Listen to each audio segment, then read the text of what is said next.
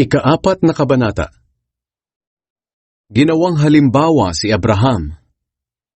Bilang halimbawa kung paano itinuturing ng Diyos na matuwid ang tao, isipin ninyo si Abraham na ama ng mga Hudyo sa laman. Kung itinuring siya ng Diyos na matuwid dahil sa mga nagawa niya, sana'y may maipagmamalaki siya. Pero wala siyang maipagmamalaki sa Diyos. Dahil sinasabi sa kasulatan, sumampalataya si Abraham sa Diyos. At dahil dito'y itinuring siyang matuwid ng Diyos. Ang ibinibigay sa isang taong nagtatrabaho ay hindi kaloob, kundi bayad. Pero itinuring tayong matuwid ng Diyos sa kabila ng ating mga kasalanan. Hindi dahil sa ating mabubuting gawa, kundi dahil sa pananampalataya natin sa Kanya. Ito ang ibig sabihin ni Haring David nang banggitin niya ang pagiging mapalad ng mga taong itinuring na matuwid ng Diyos, hindi dahil sa kanilang mabubuting gawa. Ang sinabi niya, mapalad ang taong pinatawad at kinalimutan na ng Diyos ang kanyang kasalanan. Mapalad ang tao kapag hindi na ibibilang ng Panginoon laban sa kanya ang kanyang mga kasalanan. Ang mga sinabing ito ni Haring David ay hindi lang para sa mga Hudyo, kundi pati na rin sa mga hindi Hudyo. Alam natin ito dahil binanggit na namin na itinuring ng Diyos na matuwid si Abraham dahil sa kanyang pananampalataya. Kailan ba siya itinuring na matuwid? Hindi ba't noong hindi pa siya tuli? Tinuli siya bilang tanda na itinuring na siyang matuwid dahil sa kanyang pananampalataya.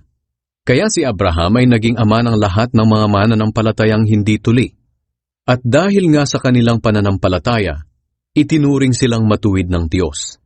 Siya rin ang ama ng mga Hudyong tuli, hindi lang dahil sila'y tuli sa laman, kundi dahil sumasampalataya rin sila tulad ng ating ninunong si Abraham noong hindi pa siya tuli. Natatanggap ang pangako ng Diyos sa pamamagitan ng pananampalataya. Ipinangako ng Diyos kay Abraham at sa kanyang lahi na mamanahin nila ang mundo. Ang pangakong ito ay ibinigay ng Diyos kay Abraham, hindi dahil sa pagsunod niya sa kautusan, kundi dahil itinuring siya ng Diyos na matuwid sa pamamagitan ng kanyang pananampalataya. Kung ang mga nasasakop lamang ng kautusan ang magiging tagapagmana, walang kabuluhan ng pananampalataya, at ganoon din naman ang pangako ng Diyos. Ang kautusan ang siyang naging dahilan kung bakit may parusa mula sa Diyos. Kung walang kautusan, wala ring paglabag. Kaya nakabatay ang pangako ng Diyos sa pananampalataya, para ito'y maging biyaya ng Diyos at tiyak na matatanggap ng lahat ng lahi ni Abraham, hindi lamang ng mga Hudyo na sakop ng kautusan, kundi maging ng mga hindi Hudyo na sumasampalataya ring tulad ni Abraham na ama nating lahat. Gaya nga ng sinasabi sa kasulatan, ginawa kitang ama ng maraming bansa. Kaya sa paningin ng Diyos si Abraham ang ating ama. At ang Diyos na pinaniwalaan ni Abraham ang siya ring Diyos na bumubuhay sa mga patay at lumilikha ng mga bagay na wala pa. Kahit wala ng pag-asang maging ama si Abraham, nanalig pa rin siyang magiging ama siya ng maraming bansa. Gaya nga ng sinabi ng Diyos sa kanya, magiging kasindami ng bituin ng bilang ng mga anak mo. Mag-100 taong gulang na siya noon. Alam niyang matanda na siya at mahina na ang katawan. Alam din niyang si Sarah ay baog at hindi maaaring magkaanak. Ganoon pa man, hindi nang hina ang kanyang pananampalataya.